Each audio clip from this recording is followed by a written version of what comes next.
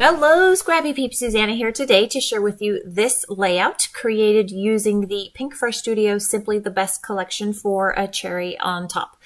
So I have this photo of my son that has been sitting in my photo stash forever.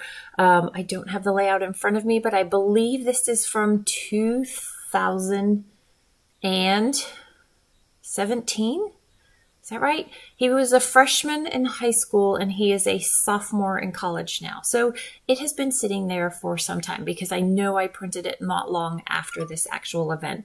So this was freshman fee day when you actually went to school and showed the piece of paper that you had paid your fees in order to get your laptop. So I did not order all of the papers from this collection. I was particularly drawn to a few of them.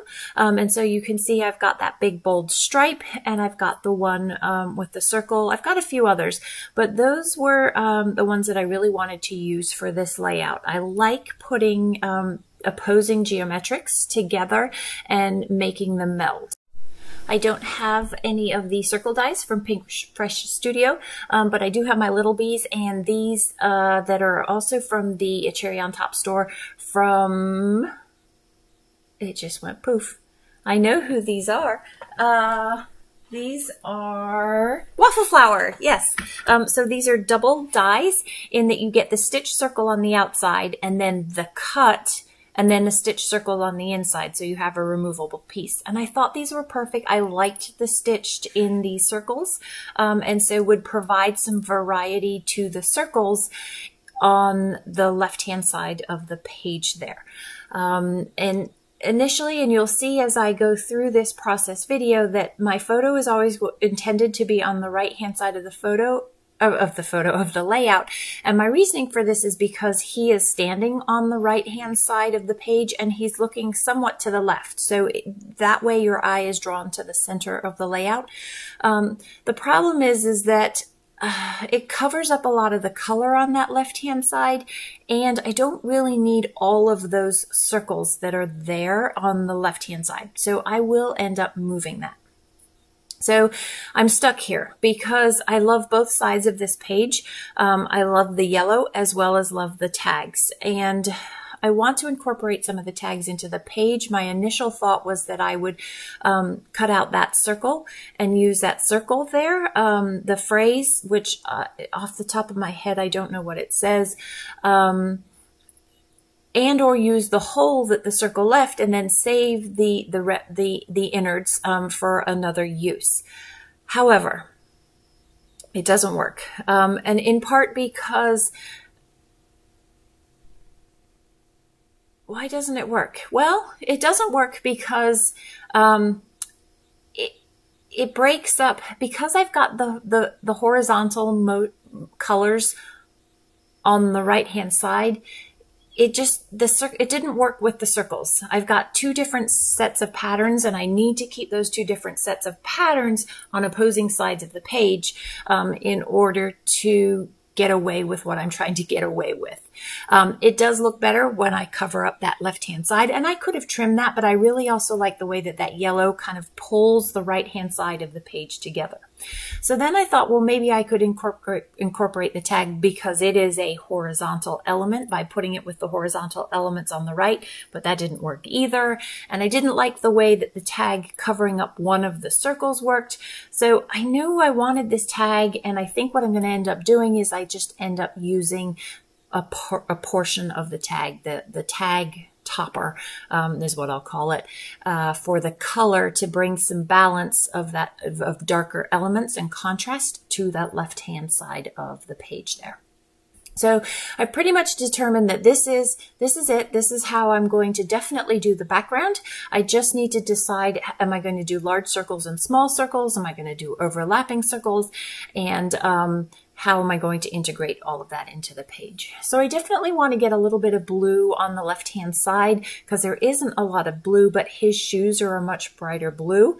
I also have that dark green circle at the bottom left, but I don't really have much in the way of a darker contrast on that left-hand side.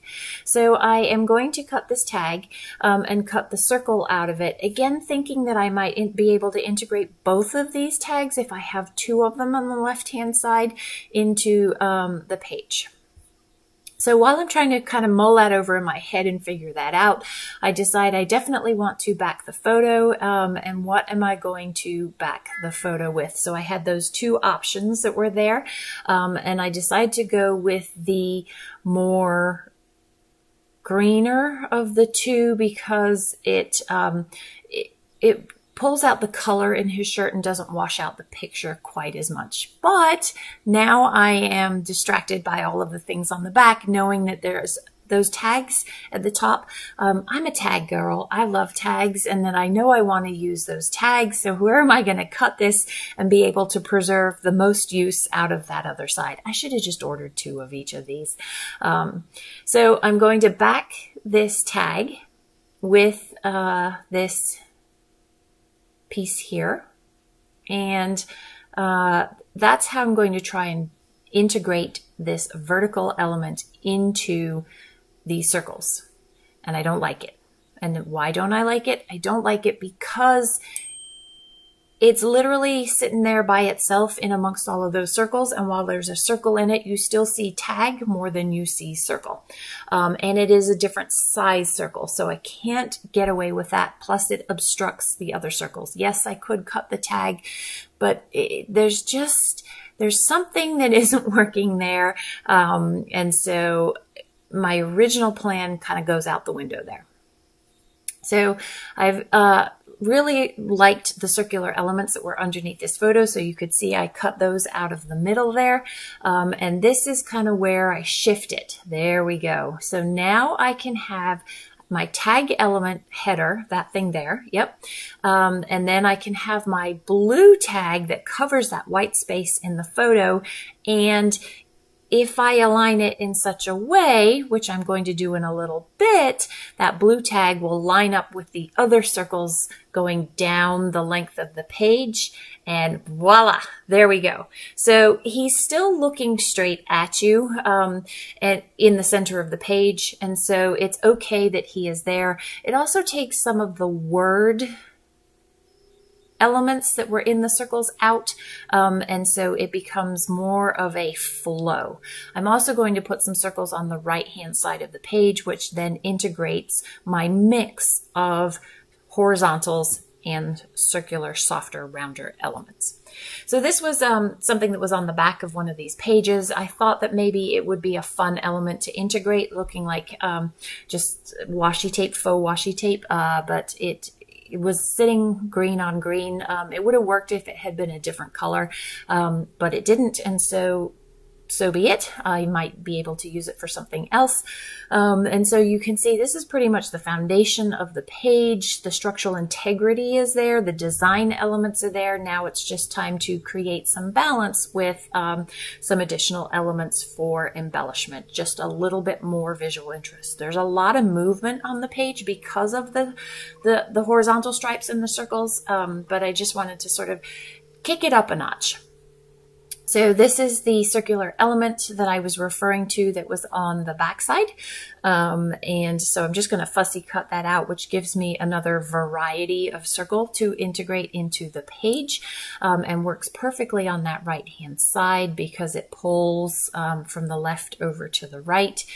I had purchased from a Cherry on Top the puffy stickers, the sticker elements, and I think that's what I am working. Oh, and those green alphas that you see there. I love PinkFresh Studio alphas. They always go so, so well. I mean, they all go well with the collection, but there's something, I don't know. I'm a sucker for puffy alphas. That's all I'm going to say. Yeah, so those are the elements that I purchased. There's some great everyday phrases in this. So you can see how I'm trying to use ones that are relevant to everyday life, back to school experience, but also considering the contrast that I am going to create, as well as the balance of the round and horizontal elements.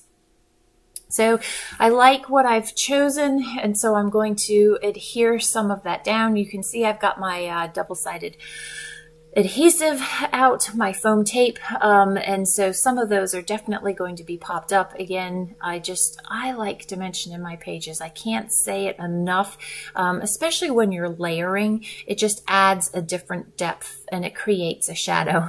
So this random enamel dot, it is not from the collection, has been sitting on my trimmer forever, and I like that it gives a little bit of that darkness, that dark blue to the right-hand side of the page. So I had to step away, and so I've come back with a couple of elements. You can see how I've finished off that cluster on the right hand side with the puffy alpha, not alpha, with the puffy sticker there. Just phrases, again, like I said, relevant to what I have going on. There are enamel dots available with this collection. I did not order them, and so you can see I'm using some from Cartabella from way, way, way back when. That is an Ellie's Studio label that I just stuck in there from my stash that has been sitting on my desk. If I think I'm going to use it and then I don't, I just kind of toss it into this bin. And so I have this bin sitting on my desk full of, I call it my cache stash, full of fun goodies that just may coordinate with things and become useful eventually down the road when you're looking for that just little element that is not already included in a collection. So I'm using the coordinating alpha to just put in Fide, which is the name of, that is the title of my layout, because it is Freshman Fide. And then I will journal off camera and you will see that in the close-ups.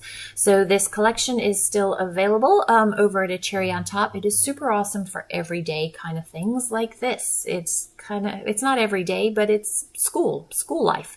So here are the close-ups. If you have any questions about my design principles or the product themselves, please don't hesitate to leave them in the box down below. Thanks for stopping in today. Come back again soon. Take care.